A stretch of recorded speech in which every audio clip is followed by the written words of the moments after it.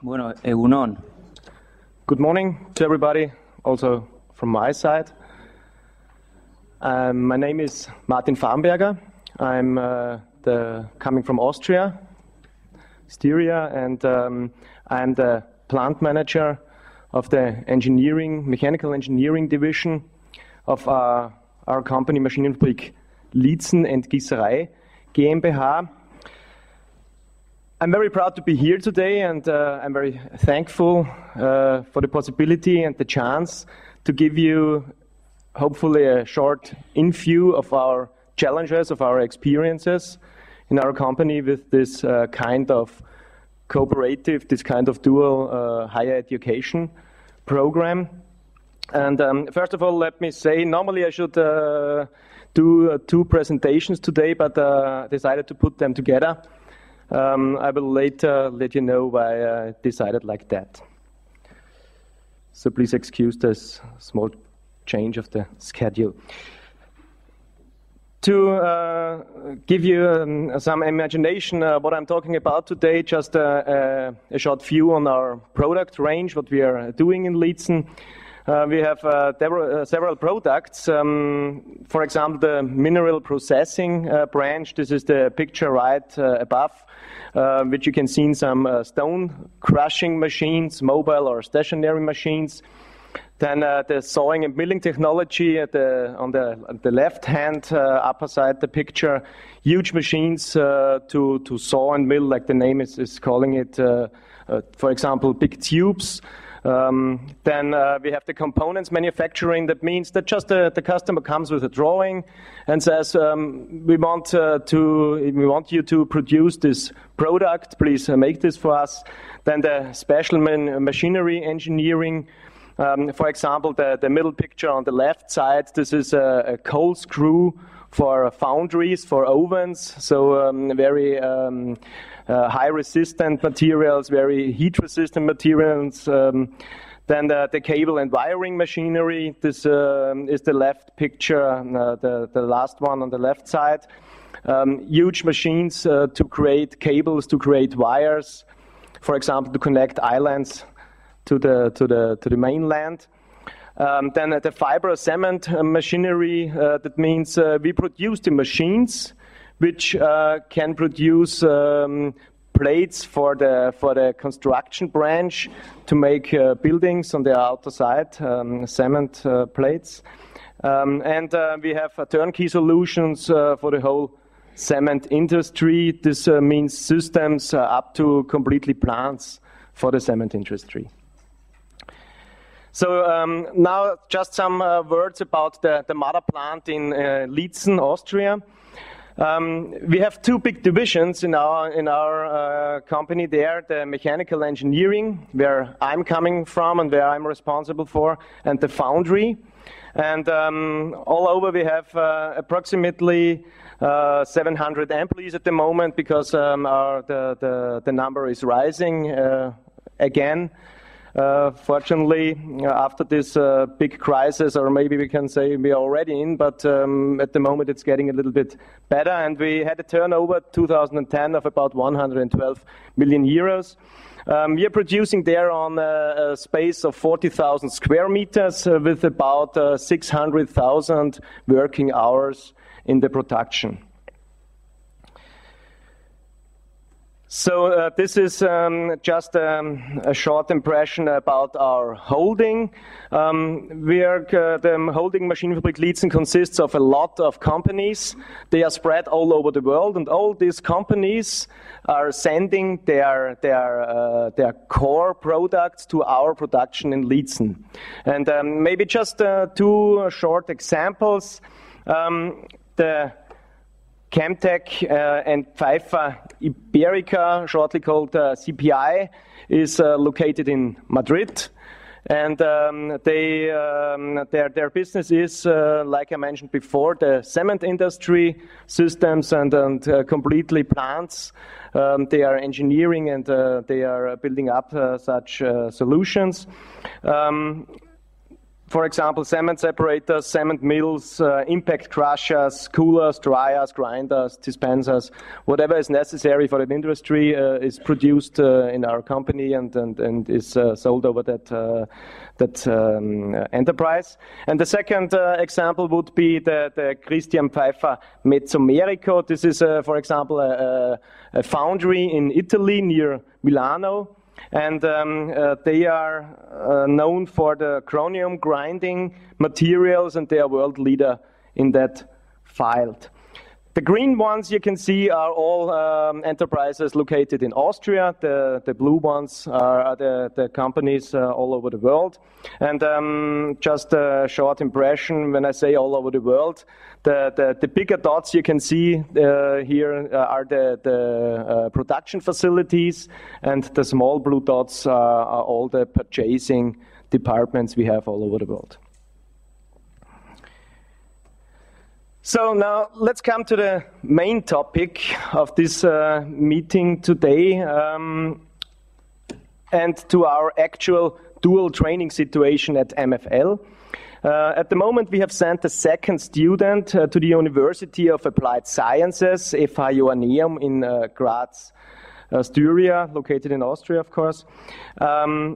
Mr. Haas, the dean of this study, is telling you much more later about how it works and how it's going on there. But the main point is that there is the changing of 3 months working and 3 months studying. And if I mention one thing to this, it would be possible that we are making an exchange, because I want to send our student to another company, and at the moment I'm searching here for a possibility if Summer is here and wants to send a student to Austria. This would be an offer, so please let me know afterwards.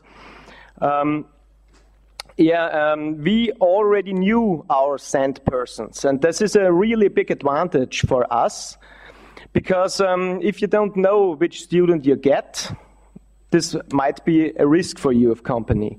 We have the student should fit to the challenges at the university, but he also should fit to the challenges at the company. And we have to be, because of our wide product range, we have to be very flexible, and we need very special skilled employees. Also in the management area, then at the shop floor. And so it's necessary for us to know the sent persons, and they all worked before in our company. And what are we doing? We are trying to make practical projects when they are coming back from the university. They have learned there something, and now we try to implement this kind of knowledge in our company to improve our processes, like we heard before from the speaker, to improve our products, and so on.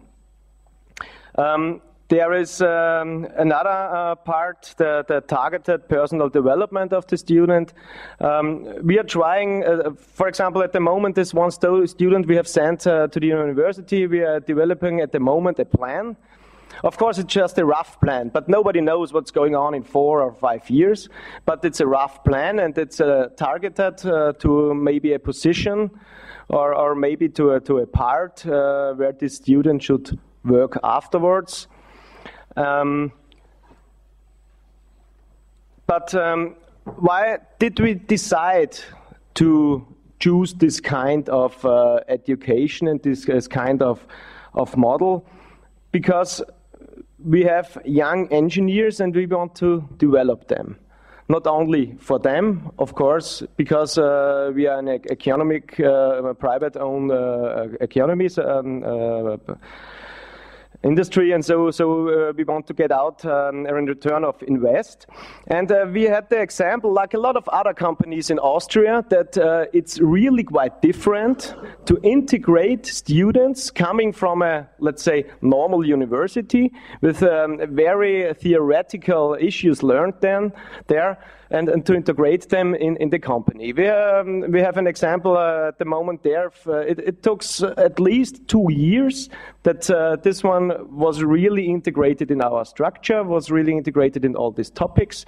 And I still can see that he's doing very hard already to handle all that needs that we need in our company. So there's another fact that if you're going in research and development afterwards, after the university, then I guess this existing university model is very fine, is useful. But if you want to be a kind of site manager, a kind of product manager, a kind of logistics manager, whatever, a responsibility in a company, you need a practical approach. There's no way out. And of course, we want to have academics, but we want that practical approach.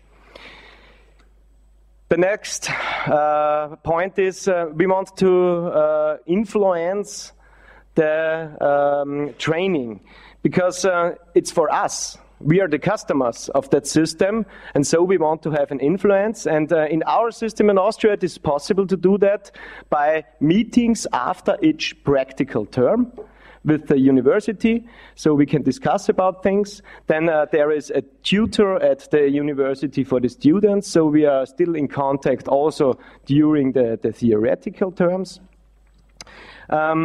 And we are also able to give a mark and a feedback to the student after each practical term, and this is really a big point. So we are really able to influence the training. And the last one is, of course, a very low risk compared to the cost in that case, because like I mentioned before, we already knew our student, but also in that kind of model, the risk can be minimized. So, where light, there's also shadow, of course. And what kind of challenges do we see in this kind of models? You need a well-developed recruiting process if you don't know the person you get from the university in such a model. But I think Mr. Haas will tell you later other possibilities you can do very well. In our case, it was fine. We knew the students. Then there is a second point. Of course, the university has a commitment with the companies. They want to bring through their students. And if the founding system, for example, and in Austria, the university get paid for every student they have in their education model, then it could be a problem that maybe weak students also pass this on university, and this should be avoided, because there is no winner, neither the university nor the companies, and also not the public, if weak students are passing that system. Then I think it's a very interesting exercise for the university to collect all that needs of the specific needs of the companies versus the wide range of education which they should do by law to the students. So this is a very interesting part, I guess, and it's necessary that the students are supported from the company. This is saying very easy, of course. If we are sending a student, then actually we should support the student. But if you don't have a very ambitious tutor at the company too, which really tries to develop this student and looks that it's targeted to the position which is committed at the beginning or during this process, and which doesn't care for the needs of the students in the company, then this is not sustainable for the company itself. So I mentioned at the beginning that normally I had two presentations. This is now the solving why I put them together, because the first one, the first student which was sent from our company was me. And just some words to my personal career. From 1996 to 2001, I was at the Higher Technical School for Engineering. This is the first step, possible first step before you're entering universities in Austria. Then, of course, like every young man, I had the military service, and afterwards hired from 2002 on at the Maschinenfabrik Liezen. There I worked as a quality engineer, beginning on the machine, on the shop floor. And then they, obviously I did well, and they decided to give me the responsibility for the whole quality assurance there at the production. And after 1.5 years, the former plant manager decided to start an experiment and to send me to the production technology and organization study at FAU. And during that process, they gave me the responsibility for the mechanical production from 2005 on. In 2007, then I graduated with distinction from the university, and in July 2008, I was promoted to the plant manager for the mechanical engineering there. And after this crisis, Austria was also hit hard. It seems that our owners are still satisfied with my work, so I'm already the manager there. And now we are coming to the beginning of that story, and then this is what I want to figure out. That from last year in October, I sent the next student to the university. There's a young engineer. He was working for 3 years already in our company, and he did really well there. And so I decided to give him this chance, but not only for him, like I mentioned before, also for us, because we need this knowledge to improve our processes and our products. And it's getting harder and harder, especially at the moment when we are looking how our economy is going on. So now just give me as my last slide a few points from the students' view, because I already know what I'm talking here about. One of the first points is the possibility to transform theory into practical actions. This is really this practical approach I was talking before. And the second one is the targeted personnel and position-related development. I think I'm, if you want to call it like that, a living example today here for that point. The third one is the salary during the whole education time. I got paid all the time, also in the theoretical terms than in practical. And this offers the opportunity that I really could concentrate on the studying, and I wasn't forced to do a spare time job, and this decreases the dropout rate, I guess, in such models. It is a very easy way to learn and experience difficult topics. So when you're coming back to the university, you can do it on your own. You can try to do something, and it's touchable. It's just not theoretical. You really can do it with your own hands, and then that's quite nice. And the last, and I think the most important point, the possibility of making changes and improvements on our own, on my own. And this, I guess we all know Herzberg, Maslow, Snyderman, Mausner, and all that scientists. And we know intrinsically motivation, so-called from inner side. And this is directly one of the best examples from motivation from inner side. You can do something on your own, you can try, you can experience, you can improve something, and you can see how it's growing on. And so you have very high motivation to finish the study in the best way you are able to. So, all in one, I just can say I hope I could give you a short insight how we are doing in our case. I hope I could convince you of the advantages and the needs of that system. I think it's a great chance for everybody who is able to participate in that. Yeah, if there are any questions, please feel free at the break or afterwards of this conference. There are also some prospects I brought with me if you're interested in the company. Yeah, let's say thank you for listening. Thank you very much.